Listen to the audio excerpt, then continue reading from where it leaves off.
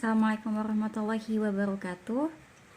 My name is Isyika Ashari with student number D0320013.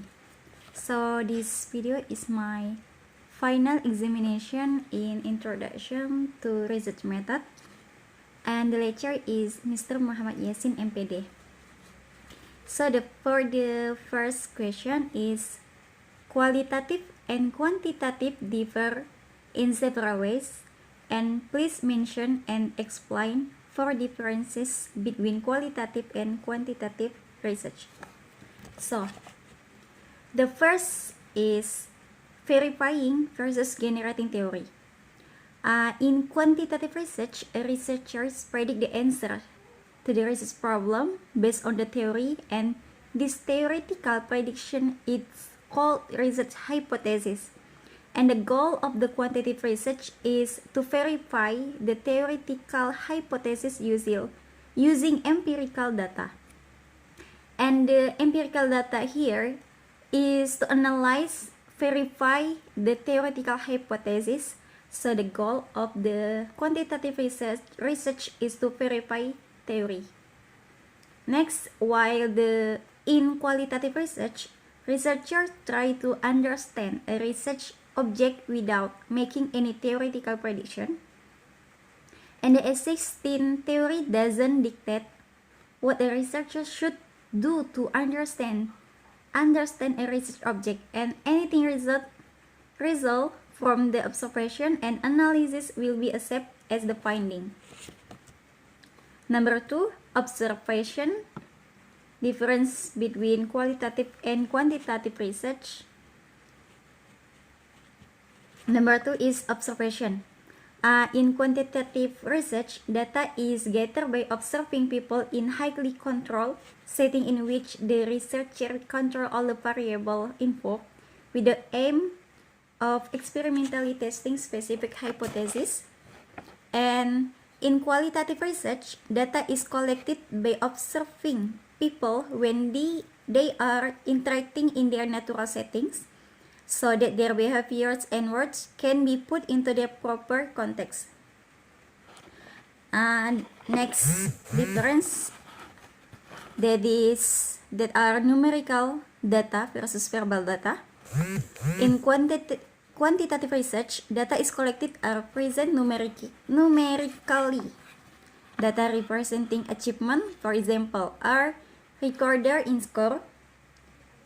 Even data representing sex are recorded in number 1 for male and 2 for female, and the number are needed for statistical analysis. While in qualitative research, the data analysis doesn't statistics that require numerical data, and therefore the data are collected and recorded in description, not symbol or number. The last difference is product versus process.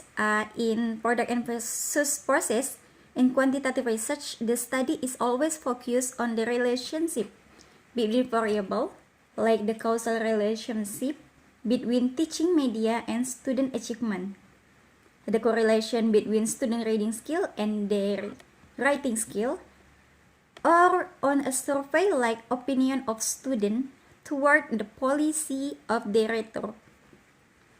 While in qualitative research, the focus is not the condition or the result of a process, but the process itself, like how effective teacher behave differently from ineffective teacher, or how a writer becomes a skilled writer, and the last, how students fail in their final exam. The question number 2 is about qualitative research commonly use snowballing technique in its data collection. Please explain the term in detail along with its example. So, snowballing technique is the process of drawing the rules operating in a research object gradually from one cycle to another cycle, and each cycle involving the step of collecting data, analysis data, and drawing conclusion. And finding from one cycle is reconstruct based on the finding from the following cycle, and finding from one cycle is reconstruct based on the finding from the following cycle and on until the finding doesn't need to be reconstruct and becomes the final conclusion. For the example in here, when we learn a lot of things in our life, but we cannot learn everything all at once. We keep on learning as we go along and improve what we are learning. If we are better today than tomorrow, it must be because we are learning from our experience that we have got from yesterday. In the same way, if tomorrow we are better than we get today. Number 3 is explain the 3 principles of naturalism, understanding, and discovery used in ethnographic research. The first is naturalism. Data in ethnographic research has to be collected from natural setting, and there are at least 3 reasons why the data has to be collected from natural setting. The first reason is to capture the character of naturally occurring human behavior. The second reason is to minimize the researcher's effect on the behavior of the people being studied. And the last reason is to explain social event or process in terms of their relationship to the context in which they occur. The second principle is understanding. So the main goal of ethnographic research is to understand human behavior which is different from the behavior of physical object and even from that of animal. Ethnographic researchers believe that to understand human behavior, researchers cannot simply rely on the answer given by the research subject to fix alternative choice, or they respond to stimuli, but they have to interpret in how the subject construct the answer and respond that reflect the freely construct character of human action and institution. And the last principle is discovery. In this discovery, the data must be analyzed inductively and discovery based, not by testing explicit hypotheses.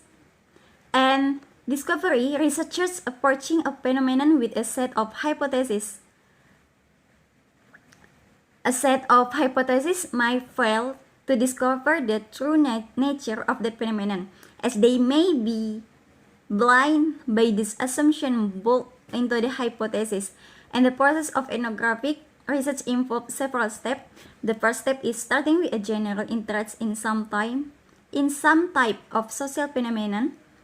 The second type is narrowing or sharpening of the focus of the research and perhaps even changing substantially. And the last is developing theoretical ideas that form description and explanation of what is observed over the course of the research. Next, the number 4 question. Question number 4. Explain the following random sampling technique. The first random sampling, that is simple random sampling. What is simple random sampling? In simple random sampling technique, the sample is directly drawn randomly from the population. And in this technique, each member of the population is given equal chance of being selected to become the members of the sample. For example, if the accessible population of a survey research involve all students of State Senior High School, SMA N1 Malang, the researchers has to afford each individual student of SMA N1 Malang an equal chance of getting selected as the sample. The sampling technique number 2 is systematic random sampling. In systematic random sampling, it involves selecting subjects from a population list in a systematic rather than a random fashion. It means it is often done when all members of the population are named on a master list, and from that list names are chosen systematically. For example, if out of 1,000 population, one student are selected as the sample. For example, if out of 1,000 population, so the 100 students are selected as the sample, and then every 10 student is selected. The starting point for the selection is chosen at random. The last random sampling technique is stage random sampling. In a research involving a large number of population clusters, sampling may take several stages. If the population is third year senior high school student of 2014 academic year in Indonesia.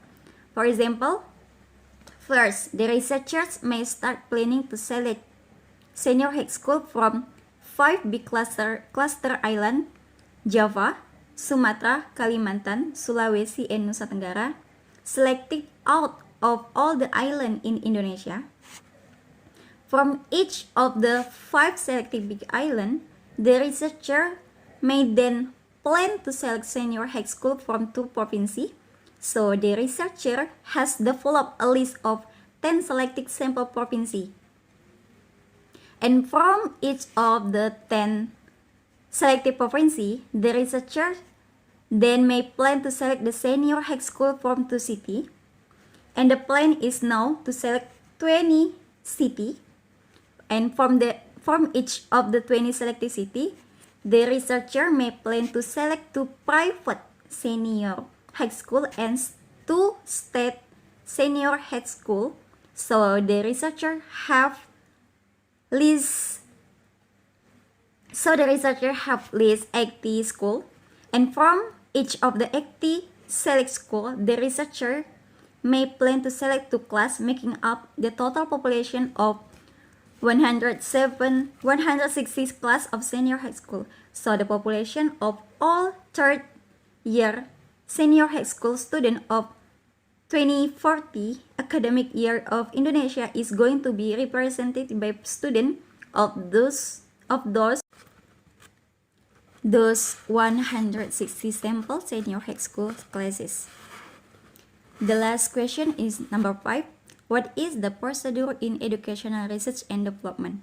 In educational research and development, we have 7 processes or 7 procedures. For the procedure 1 or process number 1 is classroom problem related to instructional supporting document as well as assessment instrument are identified to be solved. The second process is theories, principle, or criteria of effective instructional supporting document and assessment instrument are reviewed from related references from teacher, conferences, and from discussion with the colleagues.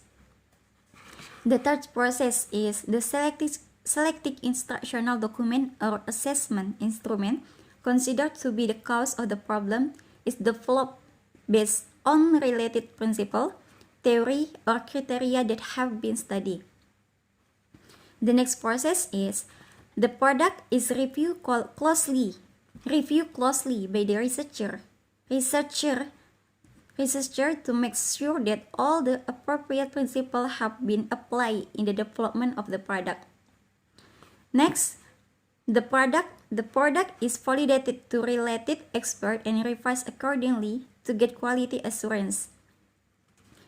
Number 6 process is the instructional product is tried out in a small scale and revised based on the result of the tryout, and target criteria of success are needed to determine the acceptability of the product. And the last process is the final product is published. We have published the product. The product must be a set of educational products that are ready to support classroom instructional. Okay, maybe that's all my explanation about the question about final examination introduction to research method. The last I say, wassalamualaikum warahmatullahi wabarakatuh.